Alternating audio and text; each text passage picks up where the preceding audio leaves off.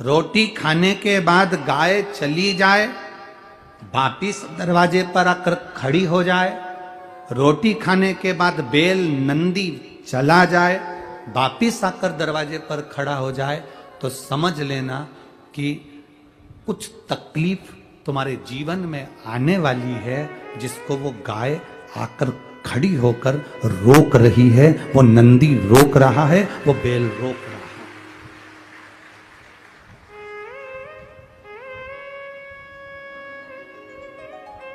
वो रोक रहा है।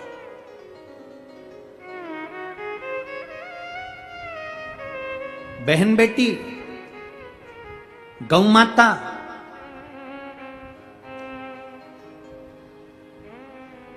एक ऐसी होती है जो आने वाली तकलीफ को रोक देती है। तुम्हारे घर की बहन बेटियां अचानक तुम्हारे दरवाजे पर आ जाए, तुम ये मत सोचना कि 500 का लिफाफा देना पड़ेगा, 100 का लिफाफा देना, ना ना ना। बहन बेटियां अचानक आ जाए, समझ लेना। कोई बहन बेटी से पूछे, जीजी आज कैसे आ गई, कहां जा रही थी? तो बहन बेटी कह दे मैं इधर जा रही थी, तो मेरा मन करा तो मैं मम्मी से मिलने, पापा से मिलने, भैया से मिलने, भाभी से मिलने, बच्चों से मिलने, भतीजा भतीजे से मिलने मैं आ गई। अचानक अगर बहन बेटी आ जाए, अचानक गौ माता आ जाए, समझ लो कोई काल आने वाला था, उसको टालने के लिए बहन बेटी और गौ माता आ गई, अचानक आ गई है। छत्तीसगढ़ में जो 7 तारीख से 13 तारीख तक पितृपक्ष में जो कथा सुनेंगे अपन, उस कथा को जब हम श्रवण करेंगे, गो पितर शिव महापुराण की कथा है। गो पितर, उसको श्रवण करना कि गाय को रोटी क्यों दी जाती है। ये पोला का त्योहार यहां मनाते हैं महाराष्ट्र में, बैल की पूजन, ये त्योहार क्यों मनाया जाता है? धर्म की पूजन, बैल की पूजन, नंदी की पूजन क्यों होती है?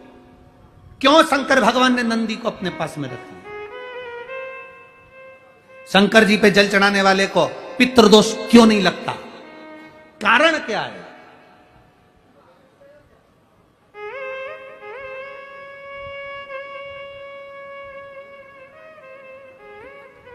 यहां इतने सारे बैठे हो और आस्था चैनल पर बहुत सारे लोग कथा सुन रहे हो और बहुत सारे लोग मोबाइल पर सुन रहे हैं। आपसे प्रश्न करें हम, उत्तर दोगे आप लोग? जब से शिव पुराण चालू हुई है, इसके पहले का समय निकाल कर देखना। जब भी किसी से मिलोगे तो वो एक बात कहेगा, तुमको पितृ दोष है, तुमको काल सर्प दोष है, तुम्हारे यहां वास्तु दोष है। बोलो सही है कि गलत है? प्रत्येक व्यक्ति दुखी था। प्रत्येक व्यक्ति जब भी किसी के यहां जाता था वो एक ही बात कहता, पितृ दोष है, काल सर्प दोष है, वास्तु दोष है, ये पूजन करना पड़ेगी, वहां जाना पड़ेगा, ऐसा करना पड़ेगा। सारे दोष बताए जाते थे। जब से शिव पुराण चालू हुई और तुमने एक लोटा जल चढ़ाना चालू करा, सारे दोष अपने आप समाप्त होते चले।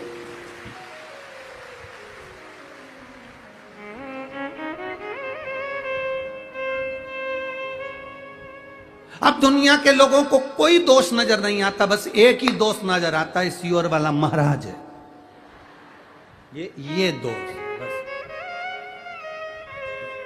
अब लोगों को ना तो पितृ दोष दिख रहा है, ना काल सर्प दोष दिख रहा है, ना वास्तु दोष दिख रहा है। पहले कितना लोग वास्तु दोष देखते थे, यहाँ का पाइप तोड़ा यहाँ निकालो, सीढ़ी यहाँ से निकाल दो, रसोई घर यहाँ बना दो, छत यहाँ बना दो, छज्जा यहाँ बना दो। अब कहां गया? शंकर को जल चढ़ाने पर 3 दोष समाप्त हो जाते हैं। पहला काल सर्प दोष, दूसरा पितृ दोष और तीसरा वास्तु दोष अपने आप समाप्त होता चले जाता है। तीनों दोष समाप्त। अब सुनने को मिलता है तुमको? अरे बोलो तो जरा जम के, अब सुनने को कहीं मिलता है? नहीं। क्यों? अब तो एक ही चीज सुनने को मिलती है, सारी समस्या का हल। एक लोटा जल, श्री शिवाय नमस्तुभ्यं, बोल बम का नारा है, बाबा एक सहारा। इसके सिवाय अगर कोई कुछ बोल भी देता है तो लोग कह देते हैं हमारे को हमारे महादेव पर पूरा भरोसा है, हमारी नैया डूबेगी नहीं, वो हाथ पकड़कर पार लगा देगा, ये निश्चित है, ये विश्वास जागा है, ये भरोसा जागा है। तो आप अगर कोटा राजस्थान की 1 तारीख से 5 तारीख तक कथा सुन रहे हो 2 बजे से 5 बजे तक, तो उसमें भी आप स्मरण करेंगे देव पितर क्या होते हैं। देव पितर क्या, वो कौन से पितर हैं जिनकी आराधना देवता भी करते हैं?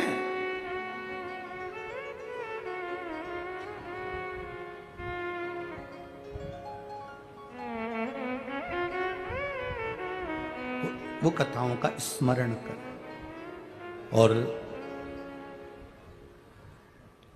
ये पितृपक्ष की कथा के बाद जब नवरात्रि में 17 तारीख से 21 तारीख तक 5 दिन की जब नागपुर में शिव महापुराण की कथा हो तो उसको भी दिल से श्रवण करना। नवरात्रि की कथा को उसको भी ध्यान से सुन, अपने जीवन में उतार। शिव भक्ति है क्या? शिव के प्रति विश्वास क्या?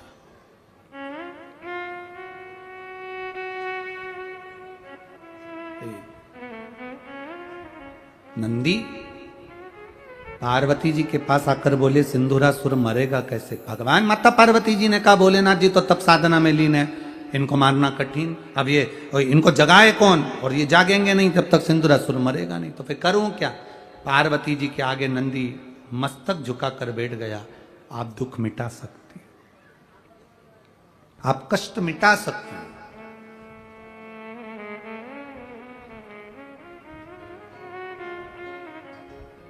दुनिया का ऐसा कौन सा दुख है जो मां नहीं मिटा सकती?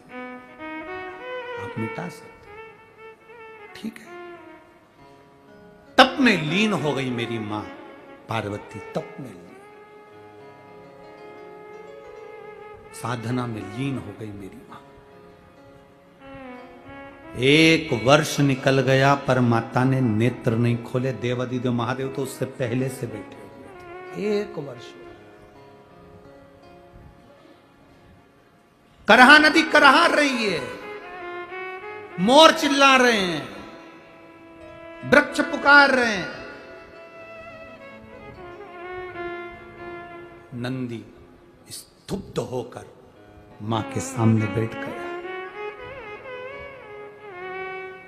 मेरे सिर पर रख दो अपना, मस्त रहूं तेरी मस्ती। मां कृपा करो, दया करो, मां करुणा करो। शिव और शक्ति में कोई भेद नहीं है। शिव और शक्ति में कोई भेद नहीं है।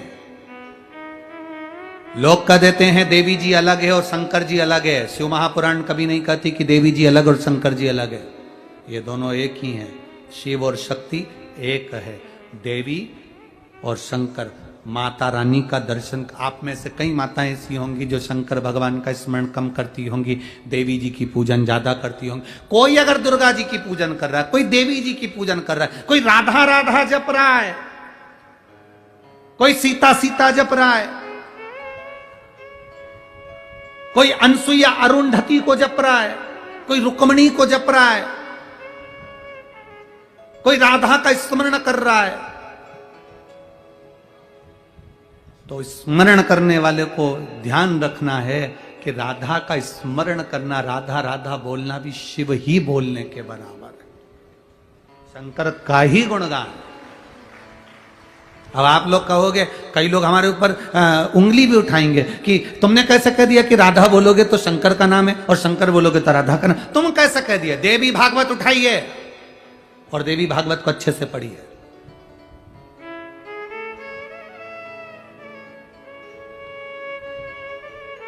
देवी भागवत को अच्छे से पढ़ना, विष्णु पुराण को पढ़ना, गर्ग संहिता को पढ़ना, शिव महापुराण को पढ़ना। एक बार भगवान शंकर और पार्वती में दोनों में संवाद हुआ। दोनों ने द्वापर में अवतार लेने की बात करी। यहां तक लिखा है देवी भागवत के अंदर।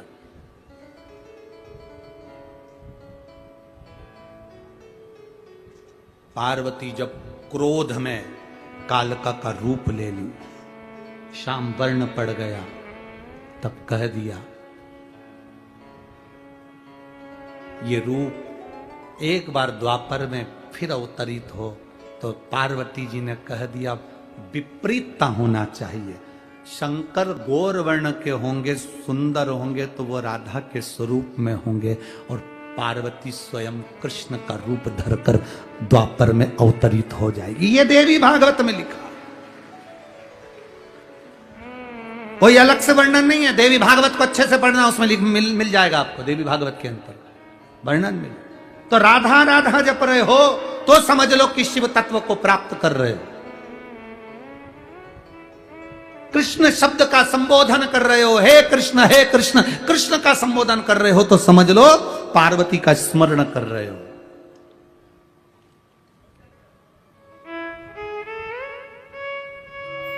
भेद कुछ नहीं है। राम कहोगे तो भी शिव है, शिव कहोगे तो भी राम है, कृष्ण कहोगे तो भी शिव है, शिव कहोगे तो भी कृष्ण है। देवी दुर्गा भवानी कहोगे तो भी शिव है, शिव कहोगे तो भी दुर्गा भवानी है। यहां भेद नहीं। हरि विठ्ठल कहोगे तो भी रुक्मणी है, और रुक्मणी कहोगे तो भी हरि विठ्ठल ही है। पांडुरंगा कह लो चाहे विठ्ठल, एक। ये तो दुनिया के लोगों ने भेद कर दिया साहब कि हम राम वाले, ये कृष्ण वाले, ये वाले, वो वाले। ना ना ना, हमारा सनातन धर्म कभी भेद करना नहीं सिखाता। हमारा सनातन धर्म एक करना सिखाता है, भेद करना नहीं सिखाता। सनातन धर्म में भेद नहीं करा जाता कि ये राम वाले, ये कृष्ण वाले, ये वाले, वो वाले। ना ना, सनातन धर्म कभी भेद करना नहीं सिखाता। सनातन धर्म एक करना सिखाता कि हम सब सनातनी हैं। इस मृत्यु लोक में अगर हमारा जन्म हुआ है तो हम उस परमात्मा की छत्र छाया में है। राम कह लो, कृष्ण कह लो, शिव कह लो, राधे कह लो, सीता कह लो, राम कह लो, तुम्हारी मर्जी पड़े जो कह लो, सब एक स्वरूप में है। गुलाब जामुन खाओगे तो भी पेट में जाएगी, और जलेबी खाओगे तो भी पेट में जाएगी। इनके लिए अलग अलग पेट में स्थान नहीं है कि गुलाब जामुन इधर खसकेगी और जलेबी इधर खसकेगी। पुणे वालों, तुम्हारे इधर अगर ऐसा होता हो तो बात दूसरी है कि पूरन पोली इधर रहना चाहिए और आमठी इधर, और मिर्ची का ठेसा। तुम्हारे यहाँ अगर ऐसा होता हो तो बात दूसरी है। हमारे यहाँ तो गुलाब जामुन खाओगे तो भी पेट में जावे, और पूरन पोली खाओ तो भी पेट में जावे, आमठी खाओ तो भी पेट में जावे, और ठेसा खाओ तो भी पेट में जावे। जाना एक ही जगह, चाहे राम कहो, चाहे कृष्ण कहो, चाहे शिव कहो, चाहे भवानी कहो, आखिरी में जाना उसी के पास में है। तुम्हारी मर्जी पड़े वो पड़े, तुम्हारे मन करे वो स्मरण करे। नंदी ने पुकारा, मां कृपा करो, दया करो, मां कृपा करो, दया करो। और दया की न होती जो आदत तुम्हारी, तो सूनी रहती अदालत तुम्हारी। तुम भजन करने में चित्त रहो। हमने एक पहले कहा था, जब एक बार कथा करने महाराष्ट्र में आए थे, हरताली का तीज शिव महापुराण की कथा बाची थी, सुनी थी आप लोगों ने? उस हरताली का तीज शिव पुराण की कथा में एक बात कही थी, हरताली का तीज का फुलेरा जहां जहां बंदे अपने आसपास के 5 घरों में जाकर या 5 स्थान पर जाकर उस फुलेरे का दर्शन करना चाहिए। भगवान झोली भरकर प्रदान कर देता है। वो फुलेरा साधारण नहीं है। 18 तारीख को हरताली का तीज है। उस हरताली का तीज के दिन आपके नगर में जहां फुलेरा बंदे, माताएं जहां पूजन करे, वहां दिल से पूजन करे, स्मरण करे। आप 5 फुलेरे का दर्शन कर कर आइए। 5 फुलेरे का हम तो शंकर भाऊ से कहेंगे, प्रयास करना। शंकर भाऊ से हम तो कह सकते हैं कि 18 तारीख को एक फुलेरा थोड़ा ऊंचा इस पे मेरे शंकर पर भी लगवा देंगे।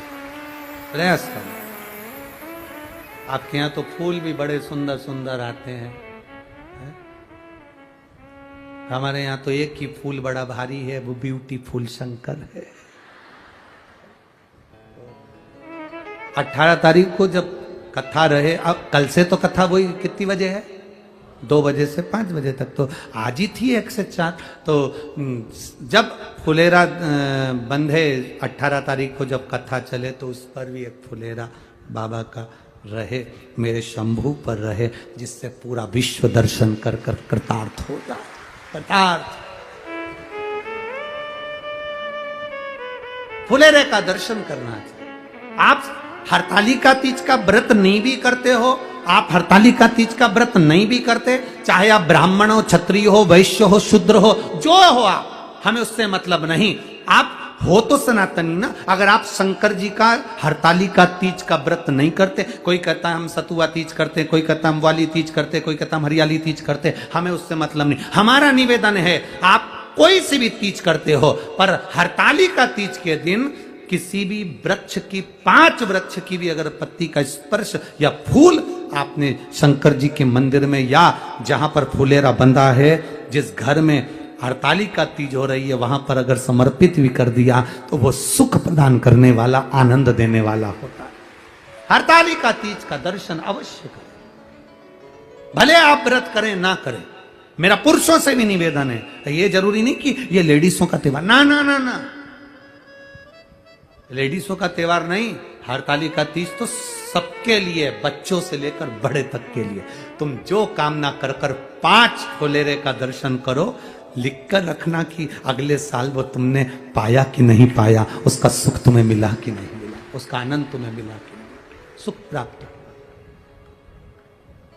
हरतालिका 18 तारीख को हरतालिका तीज का स्मरण। तो यहां नंदी बैठे इंतजार कर रहे हैं। पार्वती मैया ने अपने तेज बल से, मां जगत जननी ने अपने तेज बल से, माता जगत जननी पार्वती ने अपने तेज बल से उसी समय पर भगवान नारायण से, भगवान शंकर की एक आनंद के साथ प्रार्थना करी। नारायण ने कहा मैं सिंदूरासुर का वध नहीं कर सकता, शंकर के अंश के रूप में तुम्हारे अंश से अगर विनायक प्रकट हो जाते हैं तो वो ये सिंदूरासुर को मार सकते हैं। पार्वती माता ने विनायक को अपने ही स्वरूप से, अपने ही अंग से प्रकट कर लिया और प्रकट कर कर विनायक से कहा, विनायक ये मोर पर बैठ, तू, तेरा नाम मयूरेश्वर होगा, मोर पर बैठ, मोर वन में जा, मोर वन में जा, मोर गांव में जा और मयूरेश्वर बनकर जाकर सिंदूरासुर का वध कर।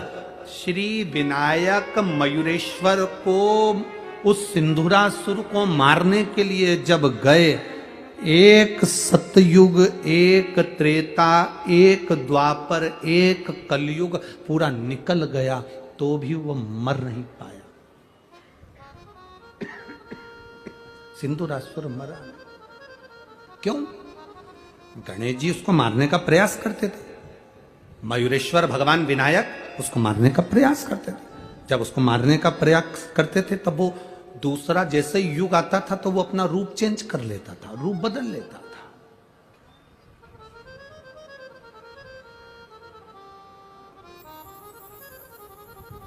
वो रूप बदलता है। विनायक को लगा सतयुग निकल गया, त्रेता निकल गया, द्वापर निकल गया, कलयुग निकल गया, ये मरेगा कैसे? जब तुमको लगने लगे कि कहीं ना कहीं तकलीफ में फंसे हुए हो, संशय में हो, तब उस जगह पर घर के जो बुजुर्ग होते हैं, घर के जो बड़े होते हैं, घर में जो गुरु होते हैं, जो घर का बड़ा होता है, बुजुर्ग होता है, कोई श्रेष्ठ होता है, उसके पास थोड़ी देर जाकर बैठना, वो निर्णय जरूर देगा। वो देगा नहीं, पर किसी अच्छे के पास जाकर बैठना जो सही निर्णय दे दे। किसी ऐसे वैसे के पास जाकर होता है। एक व्यक्ति बहुत तनाव में रहता था, बहुत डिप्रेशन में रहता था, बहुत तनाव में दिन भर तनाव में रहता, दिन भर टेंशन में और तनाव में रहता। वो इतना तनाव में रहता, एक बार डॉक्टर को दिखाने गया, उसके घर के लोग डॉक्टर को दिखाने ले गए तो डॉक्टर साहब ने पूछ लिया तुम्हें इतना तनाव रहता है तो तुम इतने तनाव में क्या करते हो? तो कहा मैं जब जब तनाव में ज्यादा रहता हूं तो मंदिर चले जाता हूं। डॉक्टर खुश हो गया। तनाव में रहते हो तो मंदिर चले जाते हो, बहुत अच्छी बात है। मंदिर जाकर क्या करते हो? आराधना करते हो, पाठ करते हो कि पूजन करते हो? कुछ नहीं करता, मैं इतना तनाव में रहता हूं मंदिर चले जाता हूं। मंदिर जाकर करते क्या हो? कुछ नहीं करता, पूजन पाठ कुछ नहीं। तो करते क्या हो? मंदिर पे जाकर जो सब चप्पल छोड़कर जाते हैं दरवाजे पर, उन सब की चप्पल को एक दूसरे में मिक्स कर देता। इससे क्या होता है? मैं ओटले पर बैठकर देखता रहता हूं, मुझसे ज्यादा चप्पल ढूंढने वालों को तनाव हो जाता है, तो मेरा तनाव कम हो जाता है, मेरा तनाव कम हो जाता है। डॉक्टर ने उसके हाथ जोड़े, तू जानी तो मैं डिप्रेशन में आ जाऊंगा, तू जानी। ऐसे कई लोग आते हैं जो खुद तो टेंशन में रहते हैं, दूसरे को भी टेंशन दे देते हैं। हमारे यहाँ भी कुबेरेश्वर धाम पे एक टेंशन ऐसा है, वो ऐसे कई लोग रहते हैं। एक हमारे यहाँ भी ऐसे ही है, वो जब भी बोलने आएगा ना, कोई साधारण सी भी बात होगी ना, कोई मिलने भी आए तो महाराज महाराज। हमने कहा क्या हुआ? कोई आया। अब अपने को हिस्सा लगे कौन आ गया ऐसा, तो चिल्ला के आया, हुआ क्या? कुछ नहीं,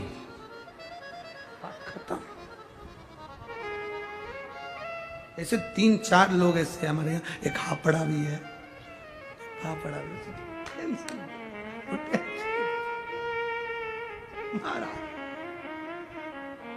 अच्छा, इन लोगों के बिना कुबेरेश्वर धाम पे लगता भी अच्छा नहीं है। फिर ऐसा लगता है थोड़ा जब भी बोले ऐसा। हल्की सी पानी की बूंद गिरी बारिश की, और वो अंदर आके चिल्ला के, बहुत तेज पानी आ रहा है, बहुत तेज। इतने में हमने कहा जितने भी लोग बाहर हैं उनको सबको बोल दो अंदर हो जाए, टीन शेड में हो जाए, जाओ जल्दी बोलो। थोड़ी देर बाद हम जब बाहर निकलते तो एक भी पानी की बूंद नहीं। और पूछो उसको बुला के, इधर तू तो कह रहा था बहुत तेज आया था, चलेगा। ऐसे कई लोग हैं, बहुत टेंशन देते, बहुत। कई लोग तो समझ जाते हैं इनको कि ये टेंशन देंगे। जैसे कई पतियों की आदत रहती है, ऑफिस से घर आते हैं और उनको मालूम है जाऊंगा और सुनना पड़ेगा, तो पहले से वो तैयार होके आते हैं, 2 कॉफी और चाय पी के। बाजार से जाते हैं तो बड़ा पाव खा के जाते हैं। वो इसलिए जाते हैं क्योंकि यहां से बड़ा पाव खाकर चले जाओ, वहां वो भाव खाएगी, क्या मतलब? टेंशन। अब विनायक मोरेश्वर को लगा कि ये मरेगा कैसे? ये तो एक सतयुग चले गया, त्रेता चले गया, द्वापर चले गया, कलयुग चले गया, मरेगा कैसे? माँ जगतजननी के पास जाकर मयूरेश्वर बैठ गए। माँ ने पूछा क्या बात है विनायक, क्या हुआ? विनायक कहते हैं वो मर नहीं रहा माँ, क्या करा जाए? तब कहा इस नंदी को ले जा। ये नंदी, जब तू अगर उस सिंधुरासुर को रूप बदलते हुए पहचान नहीं पाएगा, नंदी उस रूप को बदलते हुए पहचान जाएगा, तुझे बताएगा, उस समय पर तू संहार कर देना। उस समय तू अभी कथा में कहा था, नंदी दरवाजे पर आ जाए, गौ माता दरवाजे पर आ जाए, समझ लेना वो काल को हरने आए। हमें नहीं दिखता, धर्मराज को दिख जाता है। हमारे यहाँ महाराष्ट्र में पौला की पूजन होती है, बेलों की पूजन, क्योंकि वो देख लेते हैं, काल को भी सम्मुख से देख लेते हैं कि कुछ दुख आने वाला है। तो वो नंदी की पूजन, धर्म की पूजन, बेल की पूजन क्यों होती, गौ माता की पूजन क्यों होती है? उसका कारण वो काल को भी देख लेते हैं कि। तो यहां जैसी सिंदूरासुर ने रूप बदला और मयूरेश्वर भगवान विनायक ने उस सिंदूरासुर का वध कर दिया। नंदी ने बस इशारा करा और वध करा। पूरे भारत की भूमि पर केवल एक अष्ट विनायक में से एक विनायक मयूरेश्वर ऐसे हैं जिनके दरवाजे पर नंदी बैठा हुआ है। अष्ट विनायक में पहला विनायक मयूरेश्वर, जिसका मात्र दर्शन कर लेने पर मैं कहूंगा संपूर्ण भारतवासियों से, देश विदेश में बैठे हुए श्रोता भक्तों को मौका मिले तो पुणे की इस पावन धरा पर आकर मयूरेश्वर विनायक का दर्शन करिएगा। वो सुख प्रदान करने वाला, वो आनंद देने वाला, भक्ति के बल को बढ़ाने, भक्ति के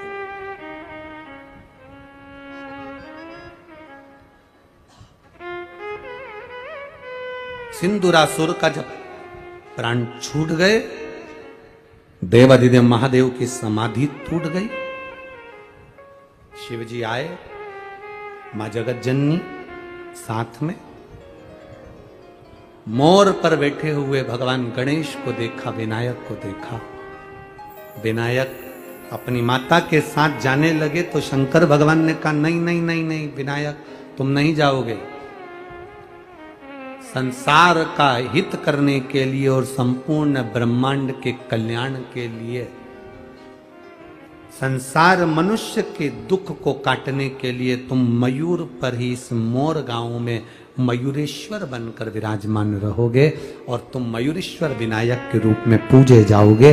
संपूर्ण ब्रह्मांड में तुम आनंद पाओ। बैठो, बैठ। माता की गोद में बैठने के लिए मयूरेश्वर विनायक ने छोटा सा रूप रख लिया था, छोटा सा रूप। इसलिए गणेश जी की वो मूर्ति तो बहुत छोटी है, अब सिंदूर लगा लगा कर भले बड़ी हो गई है, पर स्वरूप छोटा है। मयूरेश्वर गणेश सुख प्रदान करना, समय आया ये ब्रह्मांड की रचना के लिए, ब्रह्मांड के सुख के लिए देवता रूप बदल कर आते रहे। ब्रह्मांड रचना, आज ब्रह्मा जी ने भी सृष्टि की रचना करी। सुनिएगा 27 दिसंबर की। आज इस कथा में एक बेटी ऐसी बैठी है जिसकी आंख की रोशनी चली गई थी, पर उसका विश्वास नहीं गया था। आंख की रोशनी जरूर चली गई थी और डॉक्टरों ने कह दिया था इसकी रोशनी चली गई, अब ये कब आएगी इसका कोई भरोसा नहीं। और उस बेटी का विश्वास नहीं गया, उस बेटी का भरोसा नहीं गया। टीवी पर कथा सुन रही होगी और उसने अपने पिताजी से, माताजी से कहा कि मुझे केवल शंकर जी पर चढ़ा हुआ जल ला कर दे दिया करो, मैं आंखों में लगा लूंगी।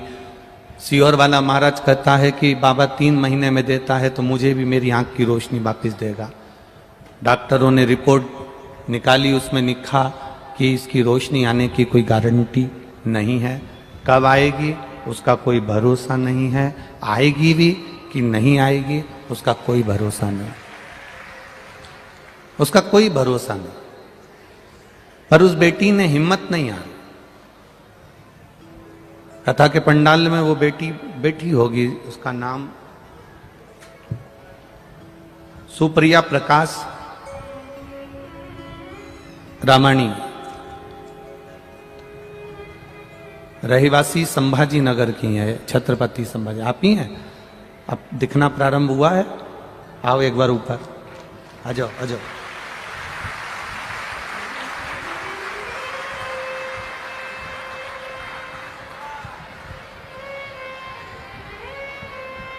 जिस बेटी की आंख की रोशनी चली गई हो और डॉक्टर भी कह दिया हो कि अब इसका कोई भरोसा नहीं कि नेत्र आएंगे कि नहीं आएंगे, नेत्र आएंगे कि नहीं आएंगे, इसका कोई भरोसा नहीं। अब एक बार ताली बजाओ, अपनी आंखों से देखती देखती बच्ची यहां पहुंची है। रोइए मत, अब तो बाबा ने आंखें दे दिया। जाओ दुपट्टा दे, दुपट्टा अब दिख रहा है ना, पूरा दिखने लगा बस। अब रोना नहीं है, अब तो मुस्कुराना है। बाबा ने आंखें वापस कर दी ना, बस खुश होइए। एक बार जोरदार ताली बजाओ जिस बेटी के नेत्र देवाधिदेव महादेव ने वापस दे दिए।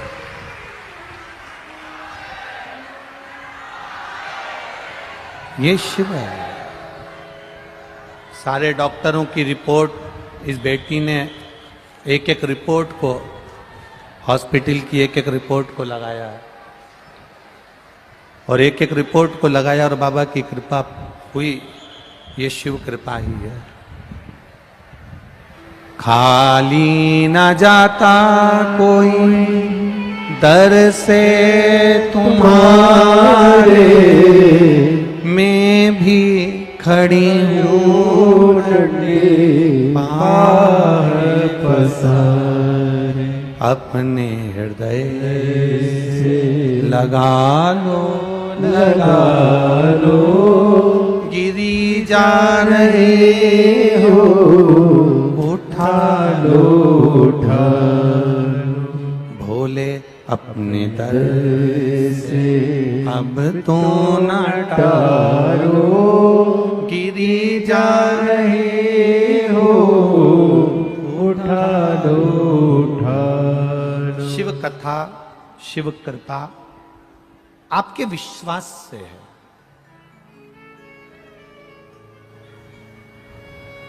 आज साउंड बहुत अच्छा है, उसके लिए जोरदार ताली एक बार।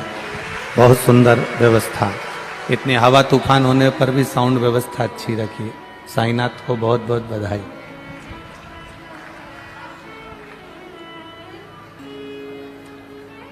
नदी में नाव, शरीर में जम के बोलो पांव, और कथा में भाव। बस अगर ये दड़ी हो गया तो समझो शिव को मिलने में देरी नहीं है, वो मिलेगा जरूर, प्राप्त जरूर है। इस बेटी ने अपने पत्र में लिखा कि बस मेरे माता पिता को मैंने एक ही शब्द कहा है कि बस एक काम करना कि शिव जी पे चढ़ा हुआ जल ला कर देना, मैं उसको नेत्रों से लगाऊंगी। और शिव जी से चढ़ा हुआ जल नेत्रों से लगाना जो प्रारंभ किया है, बाबा की कृपा से ही वो नेत्र वापिस प्राप्त हुआ है। आप विश्वास के साथ में मंदिर जा रहे हो, एक लोटा जल भगवान देवाधिदेव महादेव को चढ़ा रहे हो, आप भगवान शंकर की आराधना कर रहे हो, शिव भक्ति में डूबे हुए हो, तो ये विश्वास मानकर चलना कि बाबा आपके हाथ को पकड़ेगा जरूर और वो पार करेगा जरूर। पर यदि आप विश्वास को डोला रहे हो, आप भरोसे को डोला रहे हो, भरोसा आपका टूट रहा है, जैसे एक व्यक्ति समोसे के अंदर का मसाला निकाल के खा रहा था। कुछ लोग ऐसे भी होते हैं इस व्यक्ति के जैसे। एक व्यक्ति समोसे के अंदर का मसाला निकालकर खा रहा था। किसी ने उससे पूछ लिया, तू अंदर का मसाला मसाला खा रहा है, ये बाहर का क्यों नहीं खा रहा? केवल अंदर का मसाला मसाला खा रहा है, बाहर का क्यों नहीं खा रहा? उसने कहा, मैं बीमार हूं, डॉक्टर ने मना करा है, बाहर का नहीं खाना है। अंदर का खा गया, बाहर का छोड़ दिया। मैं बीमार हूं, डॉक्टर ने मना करा है कि बाहर का नहीं खाना है। हम भी ऐसे ही हैं। संसार के कुछ लोग ऐसे हैं कि भगवान के मंदिर जरूर जा रहे हैं, भगवान का भजन जरूर कर रहे हैं, पर बाहर से भगवान का भजन कर रहे हैं, भीतर से उनका भजन नहीं हो पा रहा। मस्तक पर त्रिपुंड लगा लेना, चंदन लगा लेना, गले में रुद्राक्ष की माला पहन लेना, गले में रुद्राक्ष धारण कर लेना, और मालूम पड़े कि बहुत कपड़े भी चेंज कर लेना, कपड़े भी बदल लेना, और सोचा कि भगवान मिल जाए, तो भगवान ऐसे नहीं मिलता। शिव महापुराण की कथा कहती है, कपड़ा बदलने से कभी मेरा भोलेनाथ नहीं मिला, कलेजा बदलने से मेरा भोलेनाथ मिल जाता है। कपड़ा बदलने से मेरा परमात्मा कभी नहीं मिलता है। वो उसको आप सोचें कि कपड़ा बदलने से मिल जाएगा। अगर कपड़ा बदलने से भगवान मिलता होता तो शोरूम में पुतले रोज नए नए कपड़े पहनते हैं।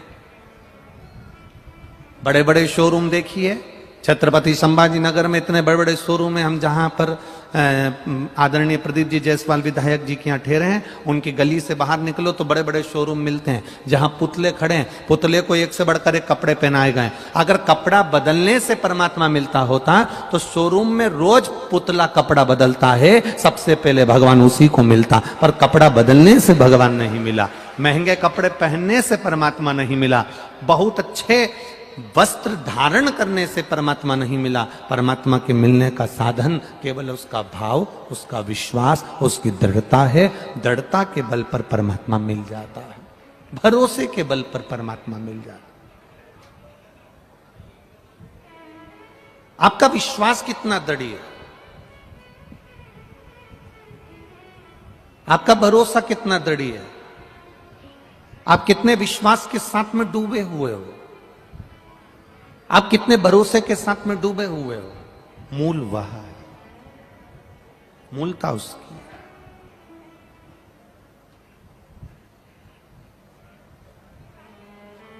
महाराज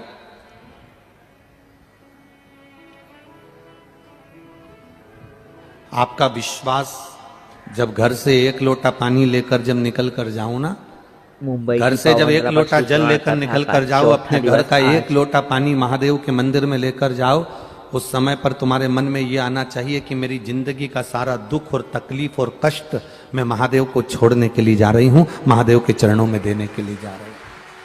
मेरे जीवन का सारा दुख मैं महादेव को सुनाने के लिए जा रही हूं, मेरे जीवन की सारी तकलीफें मैं भोलेनाथ को कहने के लिए जा रही हूं, मेरे जीवन का सारा कष्ट मैं महादेव को बताने के लिए जा रही हूं, मेरे जीवन की सारी तकलीफें, सारा दुख मैं महादेव को बताने के लिए जा रही हूं। तुम्हारे भीतर ये भाव प्रकट होना चाहिए कि मैं अकेली नहीं हूं, मेरे साथ में देवाधिदेव महादेव कदम से कदम मिलाकर चल रहे हैं, मैं अकेली नहीं हूं।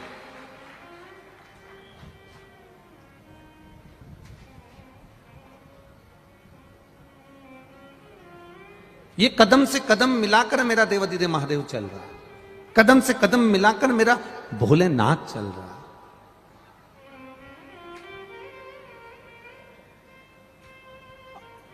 पांडव जुआ खेलने बैठे, चौसर खेलने बैठे, और पांडव जुआ खेलने के लिए बैठे, चौसर खेलने के लिए बैठे, और उनके जुआ खेलते खेलते खेलते खेलते खेलते खेलते सब कुछ हार गए, सब कुछ।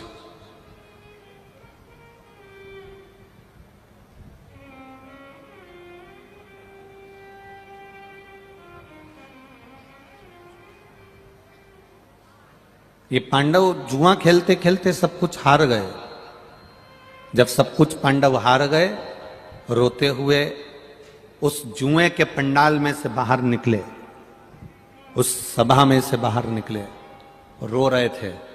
मेरा द्वारकाधीश बाहर खड़ा था, इंतजार कर रहे थे, क्योंकि ये कह कर गए थे जब तक तुम्हें बुलाए नहीं तब तक तुम अंदर आना नहीं। भगवान बाहर ही खड़ा था, द्रौपदी ने पुकारा था इसलिए अंदर आया था, और चीर बढ़ाकर वापस बाहर चले गया। रो रहे हैं पांडव। युधिष्ठिर की आंख में जल भरा हुआ है, अर्जुन की आंख में जल भरा हुआ है, भीम, नकुल, सहदेव सब रो रहे हैं। द्वारकाधीश देखे और द्वारकाधीश ने पूछा, तुम रो क्यों रहे हो, क्या हो गया जो रो रहे हो? हम सब कुछ हार गए, अब हमें बन जाना पड़ेगा। ये खबर माता कुंती के कानों में पहुंच गई। महाभारत का चरित्र कहता है जब माता कुंती के कानों में शब्द पहुंचा तो माता कुंती ने, माता कुंती द्रौपदी के पास गई और द्रौपदी से कहती है कि मेरे परिवार के लोगों ने तेरा चीर खींचा, मैं तुझसे क्षमा मांगती हूं। माता द्रौपदी ने कहा, आप क्षमा मत मांगो मां, भाग्य में कहीं लिखा होगा तो ये भोगना पड़ा है, कर्म का दंड भोगना पड़ा है। क्या करा था ऐसा इस द्रौपदी ने जो उसके चीर को खींचा गया? केवल एक गलती कर गई थी द्रौपदी। पूर्व समय में एक संत स्नान करने के लिए गंगा जी में गए, और गंगा जी में जब संत गए तो इनके कपड़े इसने चुरा लिए, खींच लिए, और उसको छुपा दिए। संत कपड़े को ढूंढते रहे, बिलखते रहे। तन का वस्त्र संत का ले गई और संत का वस्त्र ले गई, और वो संत ढूंढते रहे, ढूंढते रहे, ढूंढते रहे। एक बात अपनी जिंदगी में उतार कर रखना, ले जाने वाले, फिर निवेदन करूंगा, चोर गले की चेन उठा कर ले जाता है, चुरा कर ले जाता है। मोबाइल 50-50 हजार का, 1-1 लाख का, 70 हजार का, 20 हजार का, 10 हजार का चुरा कर ले जाता है। गले का मंगलसूत्र 25-50 हजार, 1 लाख का चुरा कर ले जाता है। बैग 25-50 हजार का चुरा कर ले जाता है। जितने चोर आज तक चोरी करते रहे, उन्होंने कोई प्रमोशन नहीं करा, वो चोटे की चोटी रहे। उन चोरों ने कोई प्रमोशन नहीं करा, वो पहले भी चोर थे और जम के बोलो आज भी चोर हैं। जिनके गले की चेन चली गई, मंगलसूत्र चले गया, बैग चले गया, भगवान की कृपा से उसने फिर मेहनत करी और मेहनत कर कर वो चेन, मंगलसूत्र और बैग फिर ले आया। पर चोटा ही रिया, वो अभी तक प्रमोशन नहीं कर पाया। वो जैसा था वैसा की वैसा ही है। किसी का बैग ले भी गए, किसी का सामान मिल भी गया, किसी का मोबाइल मिल भी गया। जरा विचार करना, 5-10 हजार का मोबाइल ले भी जाओगे ना, तो घर में रखा हुआ 10 हजार से ज्यादा वो लेकर चले जाता है। आप किसी का सामान लेकर चले गए, वो आपसे आपके घर का रखा हुआ धन लेकर चले जाएगा, वैभव लेकर चले जाएगा, सब कुछ चले जाता।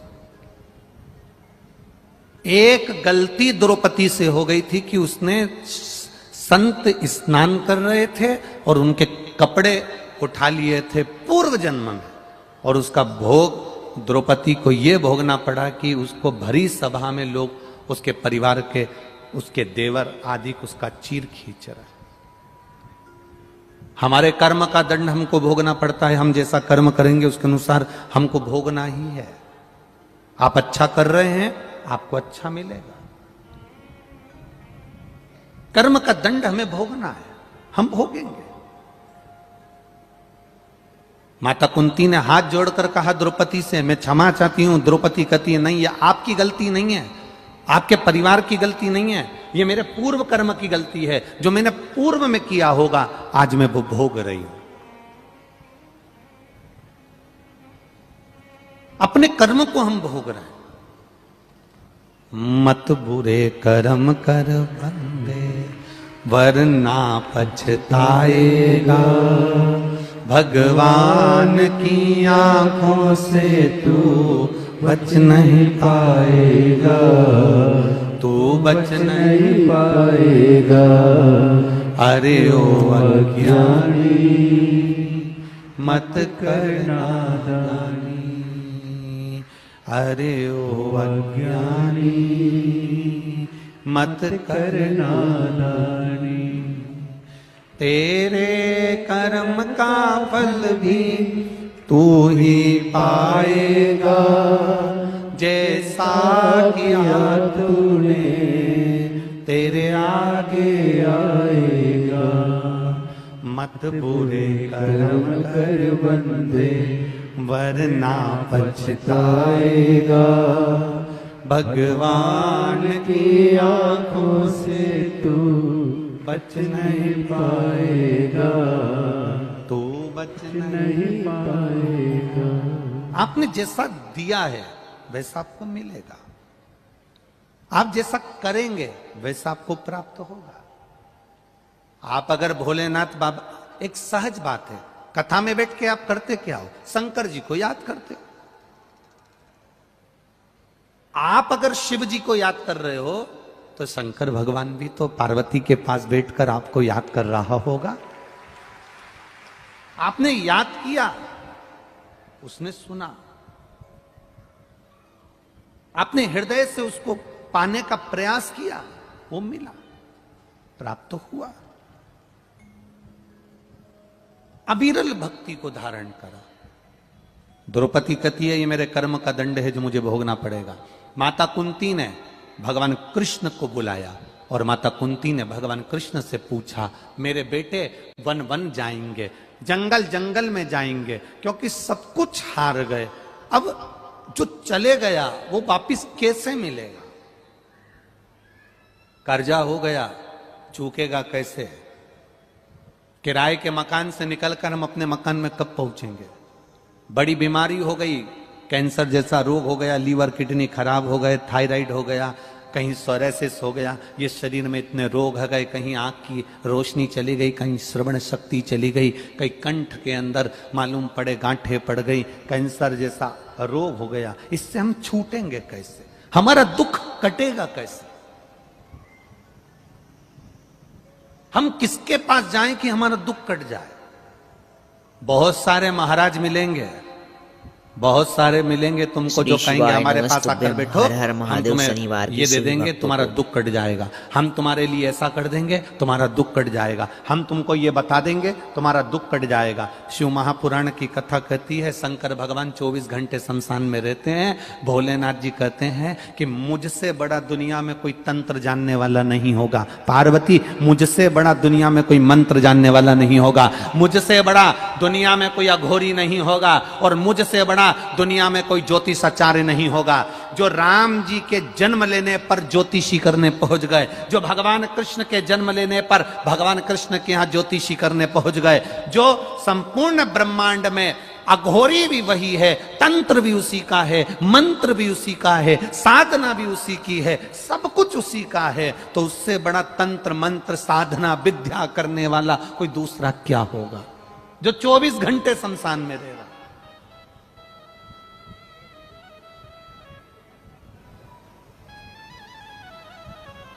हिंदू धर्म के, सनातन धर्म के प्रसिद्ध मंदिरों में केवल एक मंदिर ऐसा है जिसके सामने शंकर के शिवलिंग के सामने नंदी नहीं है।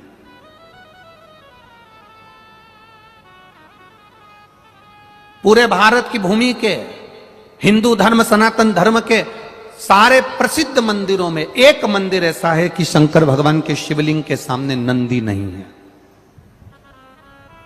क्यों नहीं है? क्या कारण है? वो केवल दुनिया का एक ही मंदिर है, वो एक ही जगह है, वो है अमरनाथ की गुफा, जिसके सामने नंदी नहीं। कौन से महादेव? जम के बोलो जरा। अमरनाथ। अमरनाथ बाबा के सामने नंदी नहीं है, क्योंकि भोलेनाथ पार्वती जी को जब अमर गुफा में बैठकर ज्ञान दे रहे थे तब नंदी को भी छोड़ दिया था, गले के सांप को भी छोड़ दिया था, चंद्र को भी छोड़ दिया था, यहां तक है कि भगवान ने गंगा को भी संजो कर एक जगह पर रख दिया था जब पार्वती को ज्ञान उपदेश दिया जा रहा था।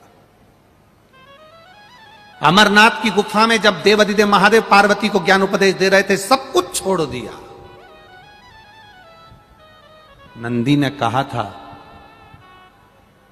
आप गुफा के अंदर जाकर बैठ जाओगे, मैं अंदर नहीं जा सकता, मेरे लिए आज्ञा क्या है? भगवान कहते हैं, जब तक मैं गुफा में बैठा रहूं तू बाहर रहना, लोग जल चढ़ाएंगे, मेरी आराधना करेंगे। शिवजी के मंदिर में शंकर भगवान मंदिर के अंदर हैं और नंदी बाहर है। उसका केवल एक कारण है कि महादेव अगर मंदिर छोड़कर, कैलाश छोड़कर, शमशान छोड़कर, साधना छोड़कर नहीं जा पाते हैं तो उन्होंने नंदी से कह दिया, सबके दुख मिटाने के लिए तुझे उनके द्वार तक पहुंचना, सबके दुख मिटाने के लिए तुझे उसके द्वार तक पहुंचना है। आप शंकर भगवान को एक लोटा जल चढ़ाते हो, उस जल की साक्षी कौन देता है? तुम्हारी शादी होती है, फेरे होते हैं, शादी की साक्षी कौन देता है? साक्षी देने वाले दो हैं, एक अग्निदेव, दूसरा ध्रुव तारा। कौन देता है? ध्रुव तारा। पहले ऐसा नियम था, अब यहां पर महाराष्ट्र में है कि नहीं हमें नहीं मालूम। पहले लड़का लड़की की शादी होती थी तो खवास आता था, नाई आता था, लड़का लड़की का ऐसा सिर मिलाता था और उनको ध्रुव तारा दिखाता था। महाराष्ट्र में ऐसा है कि नहीं है पता नहीं हमको, है कि नहीं? इधर है ना, कहीं कहीं होगा ऐसा। तो ध्रुव तारा साक्षी होता था, उस वरकन्या के विवाह की साक्षी ध्रुव तारा देता था, साक्षी थी उसकी। आप एक लोटा जल जब देवादिदेव महादेव को चढ़ाते हैं, आपको नहीं मालूम कि शंकर जी नेत्र बंद करके बैठे हैं पिंडी के अंदर, शिवलिंग के अंदर, कि शंकर जी नेत्र खोल कर बैठे हैं, आपको नहीं मालूम। आपने तो शंकर जी को जल चढ़ा दिया, पर तुम्हारे जल चढ़ाने की साक्षी कौन देता है? जो सामने बैठा हुआ है मंदिर के बाहर, कौन? नंदी, वो तुम्हारी साक्षी दे देता है।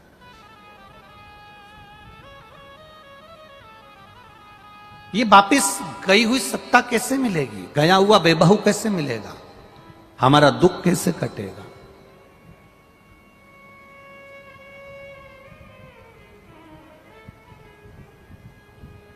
कौन आएगा अंत समय में जो हमारी सुन ले? अंत समय प्रभु आना पड़ेगा, वचन दिया तो निभाना पड़ेगा।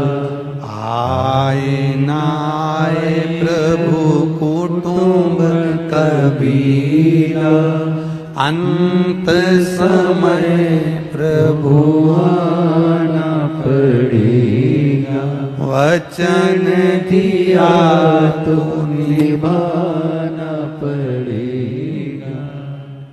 कोई आएगा कि नहीं आएगा, पर जिसको तुमने एक लोटा जल चढ़ाया है, एक बेलपत्र देवादिदेव महादेव को समर्पित करी है, कुछ उससे दिल से कहा है, वो आएगा। बहुत सारे लोग मिलेंगे जो कहेंगे हमारे पास बैठो, हम तुम्हारा दुख मिटा देंगे, हम तुम्हारी तकलीफ मिटा देंगे, हम तुम्हें एक भभूति दे देंगे, हम तुम्हें एक बेल दे देंगे, हम तुम्हें एक नरियल दे देंगे, हम तुमको ये दे देंगे, हम तुमको वो दे देंगे, तुम्हारा दुख मिट जाएगा। पर ईमानदारी से बोलना, संसार में दुख मिटाने की सामर्थ्यता किसी में नहीं है, वो मिटाने की सामर्थ्यता केवल एक देवादिदेव महादेव में है, बाकी तो किसी में नहीं। सियोर वाला महाराज तुमसे कह दे कि मैं तुम्हारा दुख मिटा दूंगा, तो बहुत कठिन बात है। हमारा दुख मिटाने वाला भी देवादिदेव महादेव है, तो तुम्हारा दुख भी मिटाने वाला देवादिदेव महादेव। संसार में जन्म लिया है तो दुख पीछा नहीं छोड़ता। तुम्हारे घुटने दुखते हैं तो हमारे भी दुखते होंगे, तुम्हारा सिर दुखता है तो हमारा भी दुखता होगा। बोलो सही है कि गलत है? हम कोई वीआईपी रूप से टपके तो नहीं है कि भगवान ने हमको अलग से नीचे टपका दिया। मानव की देह हमारी भी है, तुम्हारी भी है। तुम 2 रोटी खाते हो, हम भी 2 रोटी खाते हैं। तुमको चिमटी खोड़ेंगे तो दर्द होगा, हमको चिमटी खोड़ेंगे तो दर्द होगा। जैसे तुम हो वैसे हम हैं। बस हमने एक काम करा, अपनी पूरी जिंदगी, पूरा जीवन हमने बाबा पर छोड़ दिया, पूरा जीवन। नीलकंठ दर्शन करने के लिए जब हरिद्वार कथा थी तो नीलकंठ दर्शन करने के लिए गए थे। जाते समय भी भगवान का नाम जप रहे थे, आते समय भी जप रहे थे। ड्राइवर की नींद लग गई, इधर गंगा इधर पहाड़, छोटा सा रास्ता नीलकंठ का, आप लोग गए होंगे, देखा होगा। उस छोटे से रास्ते में सबसे ऊपर से बस निकले ही थे और गाड़ी पलटी खा गई, पहाड़ पर चढ़ गई। लुढ़कते लुढ़कते लुढ़कते लुढ़कते 2 बार लुढ़की, बस तीसरी बार लुढ़कती तो नीचे जाती। पर अपने आप को उसके भरोसे छोड़ दिया, उसके ऊपर छोड़ दिया। अब वो अच्छा रखे बुरा रखे, जैसा रखे वो रखे। बस गाड़ी पलटी, थोड़ा चक्कर आया, गिर गए। इतना स्मरण जरूर रहा कि एक कोई पुरुष और एक नारी सुंदर सफेद कपड़े में दोनों थे, उन्होंने कांच में से तोड़कर हमको बाहर निकाल दिया और जो थे सबको बाहर। इतना जरूर स्मरण है, बाकी का कुछ नहीं। उत्तराखंड के मुख्यमंत्री जी ने भी उस समय पर बातें करी, फिर मिलने का स्मरण हुआ, देखे, सब समय की अवस्था के अनुसार उसका स्मरण था। आपसे हम केवल इतना ही कहते हैं, जैसे हमने अपने आप को परमात्मा के भरोसे छोड़ दिया ना, आप भी छोड़ दो। जब आप छोड़ दोगे ना, उसका एक सुख अपने आप देख लोगे, अपने आप।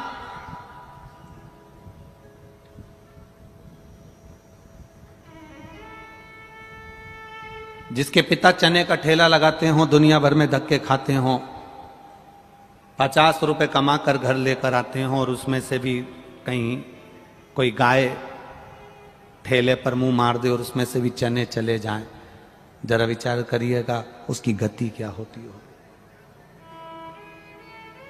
जो ललाट पर लिखा उसे कोई नहीं टाला, पर ललाट पर लिखे हुए को टालने वाला और पलटने वाला, ब्रह्मा जी का काम है भाग्य लिखना, देवताओं का काम है भाग्य लिखना, पर केवल एक ऐसा है देवादिदेव महादेव जो भाग्य को पलट देता है, तुम्हारे दुख में सुख को पलट देगा। हरे कृष्ण हरे काट देगा कृष्ण और सुख सामने लाकर छोड़ देगा।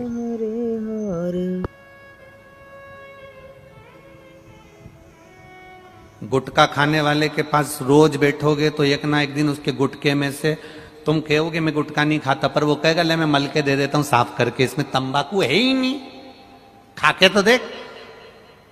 4-6 महीना 8 महीना गुटखा खाने वाले के पास बैठना, एक कटका तुम्हारे मुंह में जरूर जाएगा। बोलो सही है कि गलत है? बोलो, जम के बोलो, जाएगा ना? जब कटका मुंह में गया तो धीरे धीरे तुम रोज जाओगे, रोज कहोगे ला एक जरा सा टुकड़ा दे दे मेरा तो खा लूं मैं, और फिर धीरे धीरे मुख में तंबाकू जाना प्रारंभ हो जाएगा। जुआ खेलने वाले के पास बैठोगे, तुम जुआ खेलना नहीं जानते और उसके पास बैठे हो, तो जब पुलिस पकड़ेगी तो तुमको भी पकड़ कर लेकर जाएगी। उसको नहीं मालूम कि तुम नहीं खेल रहे थे, तुम कितना ही कह लो कि मैं जुआ नहीं खेलता, मुझे आता ही नहीं, मैं जानता ही नहीं, पर तू बैठा क्यों उसके साथ? मैं खाने में पीने वाले के साथ बैठे रहोगे, तुम नहीं पियो, मत पियो, पर पीने वाले के साथ बैठे हो और वहां पर खाली गिलास रखा है तो देखने वाला समझेगा कि इसने भी पी होगी। किसी मांस मदिरा की दुकान पर, किसी ऐसी होटल पर जाकर खड़े हो जाओगे जहां पर ऐसा भोजन बनता है और वहां पर तुम बस केवल कुछ मत करो, खड़े ही हो जाओ, उतने में लोगों को लग जाएगा कि इसने गलत खाया।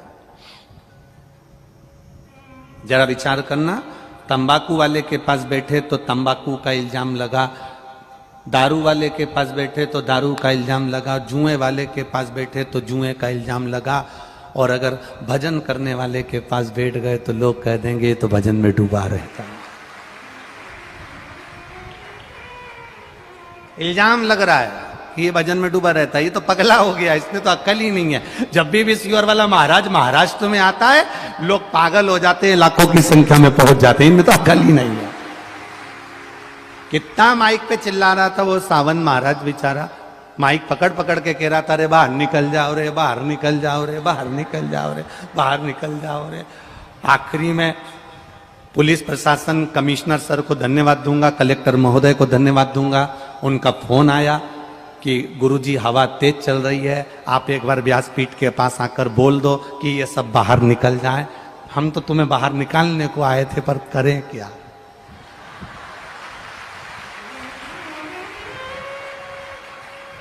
एक बार कलेक्टर महोदय और कमिश्नर महोदय, एसडीएम, सबके लिए जोरदार ताली बजा, बहुत बहुत साधुवाद। कितनी फिकर है आपकी। उन्होंने फोन कर कर बोला कि आप आकर बोल दो इन लोगों को बाहर निकाल दो, पानी आ जाएगा, हवा चल रही है, तेज चल रही है, सब कुछ हो रहा।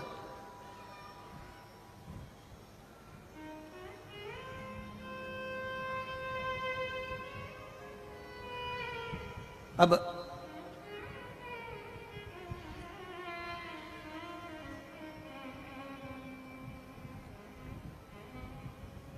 दो बड़ी मुश्किल से टलते हैं। कौन? दो। एक जो मदिरा की दुकान पर मदिरा पी लेता है ना, वो एक जगह खड़ा रहता है ना, उसको टालवाना मुश्किल है। उसको धक्का मारो तो नीचे, नशे में दो नीचे, फिर उसको पकड़ के छोड़ आओ, वापिस से जाए नीचे। उसको फिर धक्का मारो ना तो फिर नहीं जा। ये दो पिए हुए बड़ी मुश्किल से टलते हैं, एक मदिरा पिया हुआ बड़ी मुश्किल से टलता है, और एक शिव महापुराण सुना हुआ बड़ी मुश्किल से टलता है। टलता ही नहीं है। वो बेचारा कब से चिल्ला रहा सावन महाराज कि सावन महाराज कब से कह रहे कि पंडाल खाली कर दो, हवा चल रही है, छोड़ दो, जाओ जाओ जाओ। एक वीडियो में भेज दिया, उसमें कहे गुरुजी ये तो जा ही नहीं रहा है, और अपना बेग रख रख के पसर गए। अरे जा ही नहीं रहा।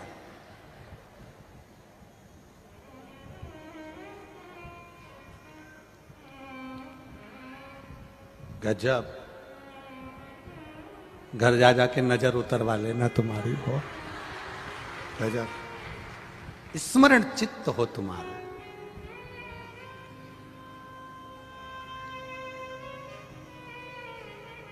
कोई की सामर्थ्यता नहीं कि तुम्हारे दुख को काट दे। सियोर वाले महाराज की भी सामर्थ्यता नहीं। दुनिया में कोई ऐसा महाराज नहीं हुआ जो तुम्हारे दुख को काट दे। हां, तुम्हारे दुख को तुम्हें खुद काटना पड़ेगा, मेहनत करना पड़ेगी, कर्म करना पड़ेगा, और भगवान पर भरोसा कर कर एक लोटा जल चढ़ाना पड़ेगा, तो दुख कटना प्रारंभ हो जाएगा। अपने आप से हमें दुख काटना, अपने आप से। कोई तुमसे कह दे कि हम तुम्हारे यहां सोने के हंडे निकाल देंगे, तुम्हारे यहां ऐसे मटके भरे पड़े, बस यूं करेंगे और हंडे निकल के आ जाएंगे, तो उनको हमारे सियोर भी भेज देना, हमारे यहां भी 2-4 अंडा निकाल जाए। कठिन। कर्म करो, विश्वास रख कर करो। एक लोटा जल चढ़ाने जाओ तो विश्वास रख कर जाओ।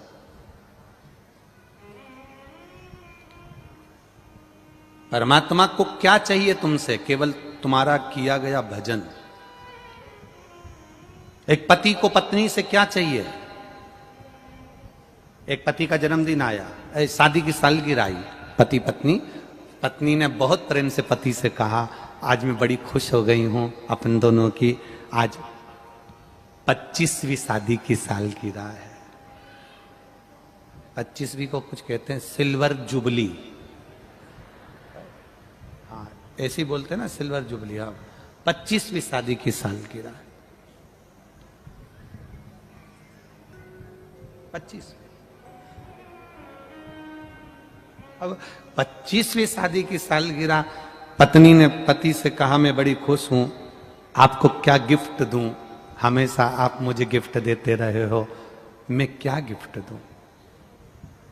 पति ने केवल एक ही शब्द कहा, गिफ्ट भले मत दे, पर मेरी इज्जत करना चालू कर दे। आड़े तेड़े शब्द बोलना बंद कर, मेरी इज्जत करना चालू कर। भले गिफ्ट मत दे, क्या करूं उस गिफ्ट का? मालूम पड़े गिफ्ट दे भी दे और मालूम पड़े सम्मान नहीं दे, आदर नहीं दे, 4 लोगों में अपशब्द कहे, ताने दे, तो ऐसा गिफ्ट किसी काम का नहीं कि शर्ट दिला दी ने, पेंट दिला दी ने, सामान दिला दिया। वो गिफ्ट किस काम का? उसमें मूल है आपका विश्वास। शिव जी के मंदिर में जाना तो विश्वास के साथ जाना। कुंती मैया के हृदय में ये दुख हुआ, रोते हुए भगवान कृष्ण ने पांडवों को देखा तो पांडवों ने पूछ लिया, माता कुंती ने भी जाकर द्रौपदी से क्षमा मांगी कि मेरे परिवार वालों ने तुम्हारे साथ गलत किया। पर आज दुख इस बात का है, माता कुंती कहती है, तकलीफ इस बात की है, माता कुंती कहती है कि ये मेरा गया हुआ वैभव अब मेरे बेटे वन वन घूमेंगे, इनको वापिस राज सिंहासन कैसे मिले?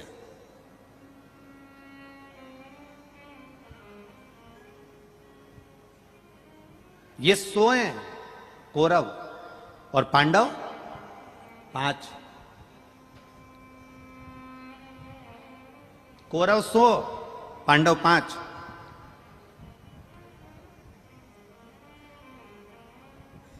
और जहां दम वहां हम। आज की दुनिया है, देख लेते हैं जिसकी सत्ता ज्यादा चल रही हो तो व्यक्ति वहीं पर जाकर डोल जाता है। जिसका वैभव ज्यादा है वहीं पर पहुंच जाता है, जहां जिसकी सत्ता का स्मरण वहां पहुंच जाता है। कहा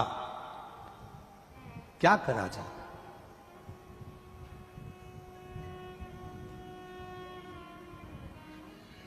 भगवान कृष्ण ने पांडवों को बुलाया और पांडवों को बुलाकर कहा कि एक काम चालू करो, 5 में से अगर एक व्यक्ति भी नियम बना ले कि शंकर भगवान को 1 लोटा जल चढ़ाएगा, बेलपत्र चढ़ाएगा, बेलपत्र नहीं मिलेगी तो पत्ती चढ़ाएगा, पत्ती नहीं मिलेगी तो मंदिर की चौखट पर दर्शन करेगा, दर्शन मंदिर के अंदर भी नहीं कर पाया तो शिखर का दर्शन करेगा, पर नियम बना ले, एक कोई सा भी नियम बना ले,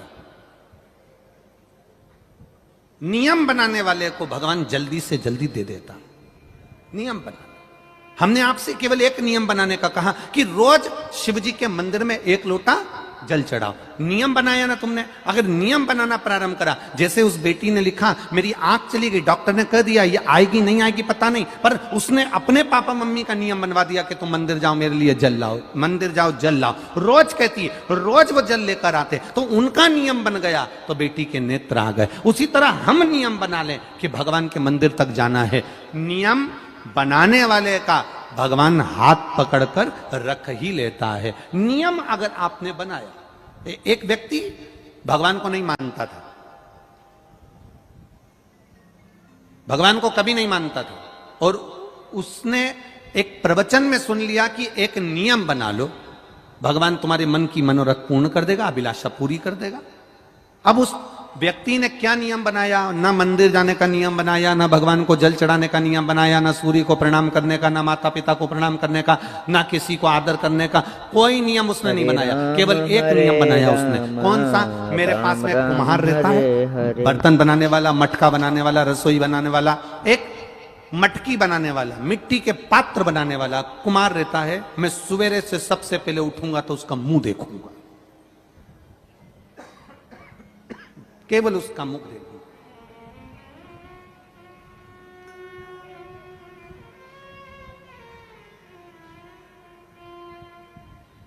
बंद हो गई क्या? चालू कर दो। एक नियम बना लो,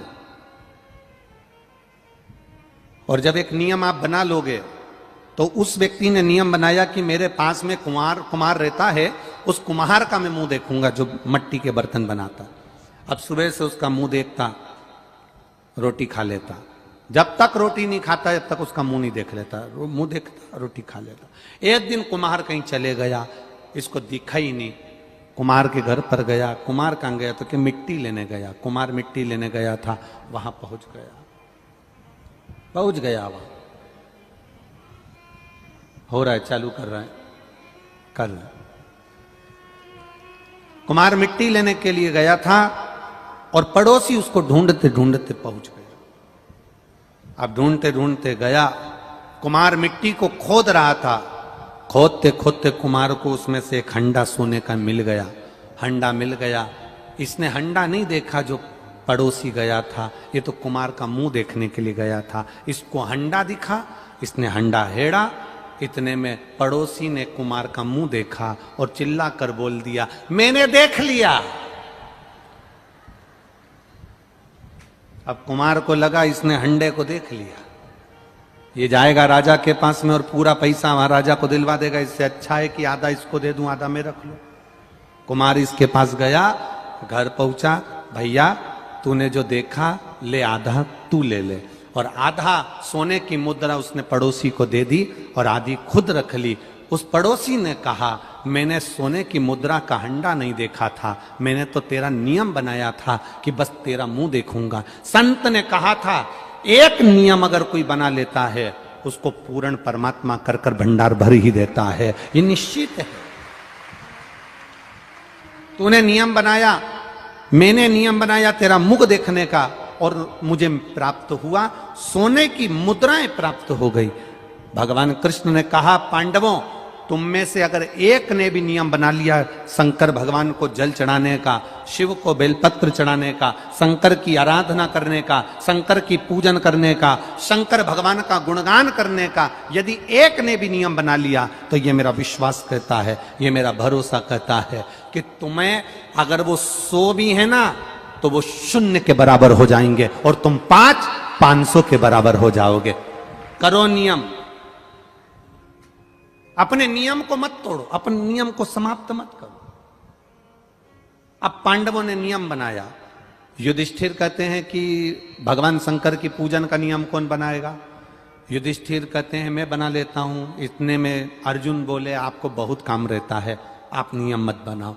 भीम कहता है मैं दिन भर खाने में लगा रहता हूं, मेरे से भूखा रहा नहीं जाता, मैं नियम नहीं बना सकता। नकुल सहदेव मना कर दिया। अर्जुन ने नियम ले लिया, जब तक महादेव की पूजन नहीं कर लूंगा, जब तक शंकर भगवान के शिवलिंग पर 1 लोटा जल नहीं चढ़ा लूंगा, जब तक शंकर जी की आराधना नहीं कर लूंगा, तब तक मैं भोजन नहीं करूंगा।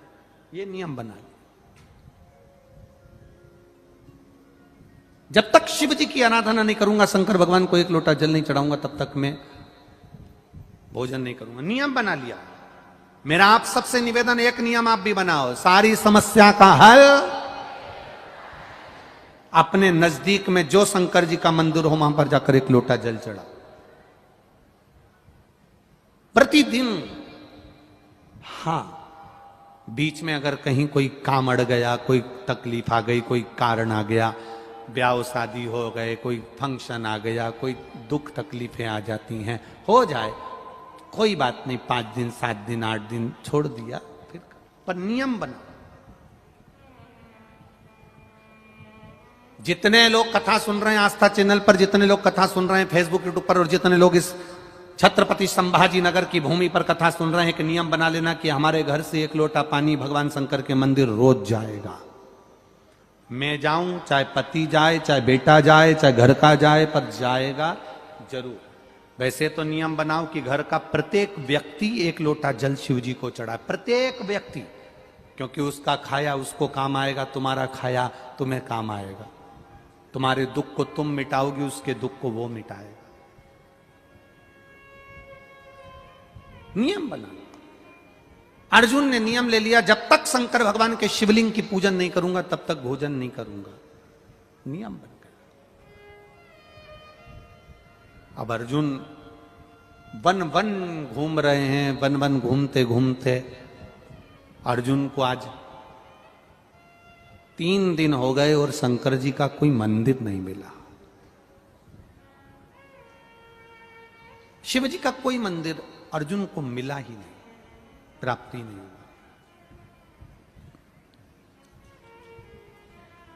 और जब भगवान शंकर का कोई मंदिर अर्जुन को नहीं मिला तो उसको दर्शन नहीं हुए, उसको जल नहीं चढ़ा पाया, 3 दिन से भूखा था।